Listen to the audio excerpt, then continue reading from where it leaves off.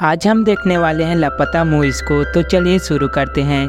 Movie की शुरुआत में हम दीपक को देखते हैं जिसका शादी 2 दिन पहले फूल से हुआ था। शादी की अगली सुबह दीपक के परिवार वाले वापस अपने गांव लौट गए थे, पर दीपक अभी भी अपने ससुराल में था क्योंकि फूल की दादी का मानना था कि फूल अपने कुलदेवी की पूजा करके ही जाए। फूल के विदाई के समय उसे घूंघट करके विदा करते हुए इसकी माँ कहती है, अब यहाँ घूंघट कभी भी ऊपर मत करना, नीचे देखकर चलने की आदत डाल लो। गांव में बस की सुविधा न होने के कारण फूल के भाई स्कूटर में दीपक और फूल को दूसरे गांव के बस स्टेशन में छोड़ने जाता है। बस में सफर के दौरान दीपक फूल से सारे गहने उतारने को कहता है ताकि वो गहने संभाल कर अपने पास रख सके। फूल वैसे ही करती सारे गहने दीपक को दे देती है। इसके बाद दीपक और फूल एक गांव से ट्रेन पकड़ता है। दीपक देखता है कि उसके अलावा ट्रेन में 2 शादी के जोड़े और थे। उन दुल्हनों ने भी फूल की तरह सेम ड्रेस पहन रखी थी। तभी दीपक फूल को सीट में बैठा देता है और खुद साइड में खड़े हो जाता है।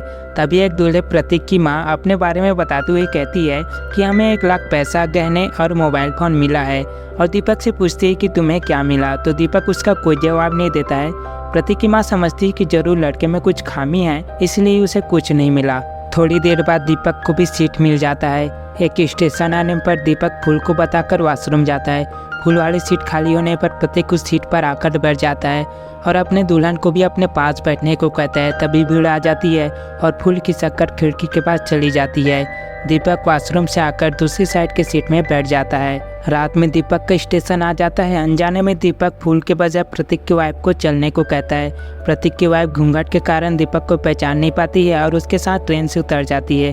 तभी उसे पता चलता है कि ये उसका पति नहीं है।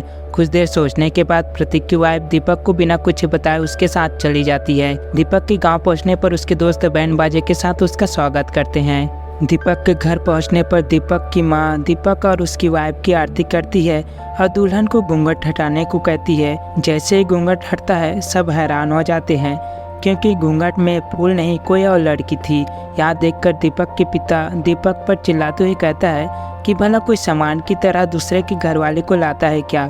दीपक के परिवार वाले उस लड़की से उसका नाम, पति का नाम, मैका कहाँ है और शादी होकर कौन से गाँव जा रही थी पूछते हैं। तो लड़की अपना नाम पुष्पा रानी बताती है, पति का नाम पंकज बताती है, मैका संबेला छत्तीसगढ़ है, पर ससुराल का नाम पता नहीं बोलती है। दीपक के पिता पुष्पा को दीपक के भाभी के साथ रहने को कहता है। दीपक फूल को ढूंढने स्टेशन जाता है। उधर फूल पतीला स्टेशन में उतरती है और दीपक को ढूंढने लगती है।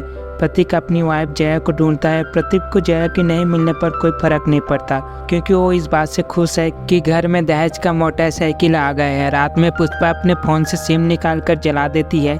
इसका मतलब पुष्पा कुछ राज छुपा रही थी। अगली सुबह फूल एक आदमी को देखकर भाग रही थी, तभी छोटू नाम के लड़के से टकरा जाती है। छोटू फूल से कहता है कि इससे डरो मत, ये अच्छा आदमी है। फूल छोटू को बताते हैं कि वहाँ खो गई है। तो छोटू फूल को स्टेशन मास्टर के पास ले जाता है गुमशुदा फाइल में नाम दर्ज कराने के लिए। स्टेशन मास्टर फूल को उसके पति का नाम पूछता है तो फूल नहीं बताते क्योंकि उसके यहाँ रिवाज था कि कोई पत्नी अपने पति का नाम नहीं लेती है। तो स्टेशन मास्टर कहता है कि मैं कैसे पता लगाऊं तुम्हारा पति कौन है। तो फूल अपनी मेहंदी दिखाती है जिसमें दीपक का नाम लिखा था। फूल अपने गांव का नाम गंगापुर बताती है लेकिन ससुराल का नाम याद नहीं है, शायद कोई फूल से है, ससुराल का नाम कहती है। तो छोटू एक एक करके सारे फूलों का नाम लेता है लेकिन फूल को कुछ याद नहीं आता। इधर दीपक पुलिस स्टेशन जाता है फूल की गुमशुदा होने की एफआईआर दर्ज कराने के लिए। दीपक थाना इंचार्ज श्याम मनोहर को सारी घटना के बारे में बताता है। श्याम मनोहर पहचान के लिए फूल का फोटो मांगता है तो दीपक इंस्पेक्टर को एक फोटो देता है जो शादी के समय खिंचवाई थी, लेकिन इसमें फूल का चेहरा नजर नहीं आ रहा था। तो श्याम दीपक से पूछता है कि फूल कोई गहना पहना है कि नहीं। तो दीपक बोलता है कि मैंने रास्ते में उतरा लिया था। श्याम मनोहर फिर पूछता है कि तुम्हारे साथ जो आई है उसने गहना पहना है कि नहीं। तो दीपक हाँ में सिर हिला देता है। श्याम मनोहर दीपक को घर जाने को कहता है और अगली बार पुष्पा को अपने साथ लाने को कहता है क्योंकि श्याम मनोहर को पुष्पा पर शक हो रहा था कि वो कुछ छुपा रहा है। दीपक जब घर पहुंचता है तो उसे पता चलता है कि पुष्पा कहीं गायब हो गई है, मिल नहीं रही है। उसकी माँ बताती है कि मंदिर गई थी, अभी तक नहीं आई है। थोड़ी देर बाद पुष्पा घर वापस आ जाती है। दीपक के पूछने पर पुष्पा बताती है कि मैं मंदिर में भजन सुनने बैठ गई थी घूंघट करके, शायद इसीलिए कोई मुझे पहचान नहीं पाया। पुष्पा की यह बात सभी को सही लगी उधर छोटू फूल को मंजू माई के पास ले जाता है जो स्टेशन में चाय स्टॉल लगाती थी। मंजू माई फूल से कहते हैं कि तुम्हारा पति तुम्हें छोड़कर भाग गया है क्योंकि अब उसे तुम्हारी कोई ज़रूरत नहीं है। तुम्हारे साथ सुहाग रात मना लिया, तुम्हारा गहना ले लिया, और क्या चाहिए। फूल कहती कि नहीं, ऐसा नहीं है, मेरा पति एक अच्छा इंसान है और वहाँ मुझे ढूंढ रहे होंगे। मंजू माई फूल को अपने साथ काम में लगा लेती है। अब प्रतीक को देखते हैं जो थाना में जया की गुमशुदा होने की रिपोर्ट लिखाने आया था। यहाँ हमें पता चलता कि ये प्रतीक की दूसरी शादी थी। इससे पहले प्रतीक अपने पहले बीवी को जलाकर मारने के आरोप में जेल हुआ था, पर सबूत नहीं मिलने के कारण जेल से छूट गया था। अगले सीन में इंस्पेक्टर श्याम के पास पटीला थाने से फ्लैक्स आता है। श्याम जिसका मिलान दीपक की रिपोर्ट से करता है। उस रिपोर्ट और फ्लैक्स में सिर्फ नाम अलग था, बाकी सब जानकारी सेम था। श्याम को अब पुष्पा पर और शक हो जाता है। पतीला थाना में फ़ोन करके प्रतीक के वाइफ की फ़ोटो भेजने को कहता है। उसी रात पुष्पा को देखते हैं जो फ़ोन में नया सिम लगा रही थी। दरअसल पुष्पा मंदिर जाने के बहाने नया सिम लेने गई थी। अगली सुबह दीपक जब पुष्पा को थाना चलने को कहता है तब पुष्पा को याद आता है कि उसके हाथ में उसका असली नाम लिखा है, जिससे उसकी पहचान हो सकती है। दीपक पुष्पा को लेकर थाना जाता है जहां श्याम मनोहर पुष्पा से पूछताछ करता है। फ्लैक्स में दाहिने हाथ में गोदना का निशान लिखा होता है तो श्याम मनोहर पुष्पा से हाथ दिखाने को कहता है। पुष्पा हाथ दिखाती है तो श्रेया नाम लिखा होता है। यहाँ देखकर श्याम मनोहर पुष्पा से कहता है कि तुम्हारा नाम तो पुष्पा है लेकिन हाथ में श्रेया क्यों लिखा है। तो पुष्पा बताती है कि बचपन में मेरे दादाजी मुझे श्रेया नाम से बुलाते थे, उन्होंने यह नाम गुदवाया है। श्याम मनोहर पहचान के लिए पुष्पा को फ़ोटो खिंचवाने को कहता है पर पुष्पा घूंघट कर लेती है तो श्याम मनोहर घूंघट हटाने को कहता है, पर पुष्पा गांव में बदनामी के डर से घूंघट हटाने से मना करती है तो श्याम मनोहर अंगूठा का निशान लगाने को कहता है। पुष्पा अंगूठा का निशान लगाकर जा रही होती है, तभी श्याम मनोहर पुष्पा को जया कहकर पुकारता है। पुष्पा पीछे मुड़ जाती है। अब श्याम मनोहर का शक यकीन में बदल जाता है कि पुष्पा कुछ छुपा रही है। पुष्पा अपना असली पहचान क्यों छुपा रही है यह हमें आगे पता चलेगा। अगले सीन में मंजू माई फूल को अपने साथ अपने घर ले जाती है। फूल मंजू माई से पूछती है कि आप अकेले रहते हो, आपके परिवार वाले कहाँ हैं। मंजू माई बताती कि मैंने अपने पति और अपने बेटों को घर से निकाल दिया क्योंकि वहाँ मेरी कमाई खा के दारू पीकर मुझे ही मारते थे। मैंने एक दिन दोनों को मारकर भगा दिया। फूल मंजू माई की दुकान के लिए कलाकंद बनाती है।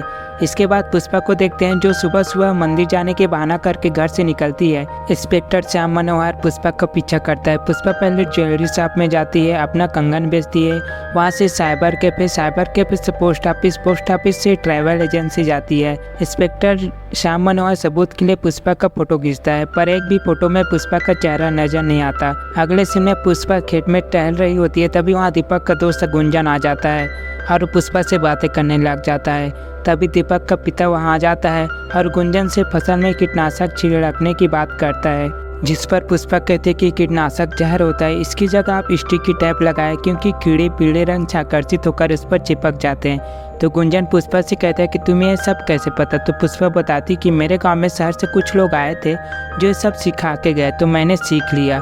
अगले सीन में हम दीपक को देखते हैं जो अपने एरिया के एमएलए से मदद लेने जाता है ताकि पुलिस पर प्रेशर पड़े और फूल का पता जल्दी लग सके, लेकिन इसका उल्टा एमएलए अपने विरोधी पार्टी पर फूल का अपहरण करने का आरोप लगा देता है और फूल का नाम भी चेंज करके बता देता है। अगले सीन में पुष्पा देखती है कि उसका फ़ोन बबलू के हाथों में है तो पुष्पा बबलू को फ़ोन में गेम खेलने की लालच देती है और इस फ़ोन के बारे में किसी को मत बताना बोलती है।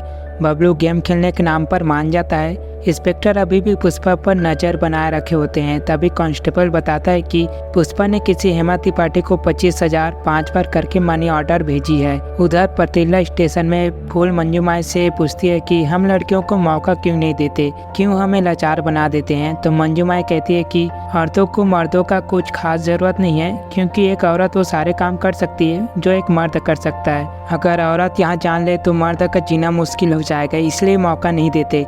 यह सुनकर फूल तय करती कि जब वहाँ घर पहुँच जाएगी तब वहाँ कुछ न कुछ काम जरूर करेगी। अगले सीन में हम दीपक को देखते हैं जो दोस्तों के साथ दारू के ठेके में दारू पी रहा था। तभी उसका एक दोस्त कहता है कि 4 दिन हो गए फूल बच्ची को ढूंढते हुए, अगर उन्हें आना होता तो आ जाती। फिर फूल के बारे में गलत बातें करने लग जाता है। दीपक उन पर गुस्सा हो जाता है और उन लोगों को मारने लगता है। नशे की हालत में दीपक घर आता है। पुष्पा उन्हें सहारा देकर उसके कमरे में ले जाती है। तभी नशे में दीपक फूल का नाम ले रहा होता है। दीपक की इस हालत को देखकर पुष्पा को दया आ जाती है और उसकी मदद करने की सोचती है। उधर स्टेशन में छोटू फूल से पुलिस स्टेशन चलने को कहता है। क्योंकि फूल को स्टेशन में रहते 4 दिन हो गए थे, पर फूल मना कर देती है। मंजूमाई फूल को पैसे देती है। फूल के बनाए कलाकंद सबको पसंद आ रहे थे। अगले सीन में इंस्पेक्टर श्याम मनोहर के पास फ्लैक्स आता है। यहाँ फोटो जय यानी पुष्पा का होता है। अब पुलिस दीपक के घर जाता है। दीपक के घर वाले को बताता है कि पुष्पा का असली नाम जय है और इसका पति का नाम प्रतीक है और पुष्पा एक चोर है जो अपने गैंग मेंबर हेमा त्रिपाठी को 25,000 मनी ऑर्डर किया है। पुष्पा कहती है कि यहाँ सब झूठ है, पर दीपक के घर वाले पुष्पा की बातों पर विश्वास नहीं करते, उसकी एक बात भी नहीं सुनते। पुलिस पुष्पा को थाना ले जाती है। थाना में जया श्याम मनोहर को अपने सारे गहने लेने को कहती है, उसके बदले अपने आप को छोड़ने को कहती है, पर श्याम मनोहर जया की बातों पर ध्यान नहीं देता। दीपक के दोस्त गुंजन दीपक के घर आता है और दीपक से पूछता है कि पुलिस पुष्पा को क्यों ले गई है। दीपक बताता है कि वहाँ चोर है इसलिए। तो गुंजन कहते हैं कि वो चोर नहीं है, क्योंकि पुष्पा ने तो फूल को ढूंढने के लिए पोस्टर बनवाया है जिसमें फूल का तस्वीर है। यहाँ तस्वीर दीपक के भाभी ने पुष्पा के कहने पर बनाया था। यहाँ सच पता लगने के बाद दीपक और उसके दोस्त पुलिस स्टेशन जाते हैं। वहीं पुष्पा अपने बारे में बताती कि वहाँ शादी नहीं करना चाहती थी, वहाँ तो कृषि विज्ञान के बारे में आगे पढ़ना चाहती थी क्योंकि वहाँ पढ़ाई में अच्छी थी, पर उसकी माँ ने ज़बरदस्ती उसकी शादी करवा दी। शादी के समय पुष्पा को रिश्तेदारों से पता चलता है कि प्रतीक की पहली बीवी को दहेज के कारण जलाकर मार दिया गया था। कांस्टेबल पूछता है कि अगर इतना ही प्रॉब्लम था तो शादी से पहले क्यों नहीं भागी। पुष्पा कहती कि मैंने अपनी किस्मत से समझौता कर लिया था, लेकिन जब दीपक की गलती से जब मुझे मौका मिला तो इसे हाथ से जाने कैसे दे सकती थी। और वो 25,000 मैंने अपने बहन हेमा त्रिपाठी को मनी ऑर्डर किया था ताकि वहाँ मेरे हॉस्टल और कोर्स का फीस भर सके। जब दीपक नशे की हालत में घर आया और नशे में फूल का नाम बड़बड़ा रहा था, तभी मैंने दीपक का हेल्प करने के लिए फूल का पोस्टर बनवाया था जिसमें मेरा नंबर दिया था। पुष्पा श्याम मनोहर को अपने फ़ोन को देखने को कहती है। श्याम मनोहर फ़ोन देखता है तो उसमें 12 मिस कॉल आए हुआ होता है। इस नंबर पर कॉल करने पर पता चलता है कि फूल पतीला स्टेशन से मूर्ति स्टेशन जाने के लिए ट्रेन में बैठ चुकी है। दीपक यहाँ खबर सुनते ही फूल को लेने मूर्ति स्टेशन चला जाता है। दीपक फूल को भीड़ में ढूंढने लगता है, तभी फूल दीपक को उसके नाम से पुकारती है और दोनों एक दूसरे के गले लग जाते हैं। इधर थाना में श्याम मनोहर प्रतीक से कहता है कि बेफुजल बदनामी की वजह से केस दर्ज नहीं किया है, तो बताओ कौन सा केस बनाओ, चोरी का, भागने का, खो जाने का। तो प्रतीक श्याम मनोहर को रिश्वत देते कहते हैं कि इस केस को खो जाने का केस बनाओ। जय को जब प्रतीक के सामने लाया जाता है तो प्रतीक जय पर हाथ उठा देता है और पुष्पा की मां से और दहेज मांगने की बात करता है। प्रतीक जय को लेकर जा रहा होता है, तभी श्याम मनोहर उसे रोकते हुए कहता है कि अभी हमारा एक केस क्लोज हुआ है, दूसरा भी बाकी है। श्याम मनोहर कहता है कि जय बालिक है और अपने मन मर्जी की मालिक है, ये तुम्हारे साथ नहीं जाना चाहती, तुम इसे अपने साथ नहीं ले जा सकते। प्रतीक कहता है कि मैंने आपको पैसे दिए हैं। तो श्याम मनोहर कहता है कि तुम पर रिश्वत देने, दहेज की बात करने और एक महिला पर हाथ उठाने की केस दर्ज हो सकता है। अगर जय को ज़बरदस्ती ले गए तो प्रतीक डर जाता है और जाने लगता है। तभी श्याम मनोहर कहता है कि जय को कभी भी दोबारा परेशान मत करना। जय श्याम मनोहर को थैंक्स बोलती है।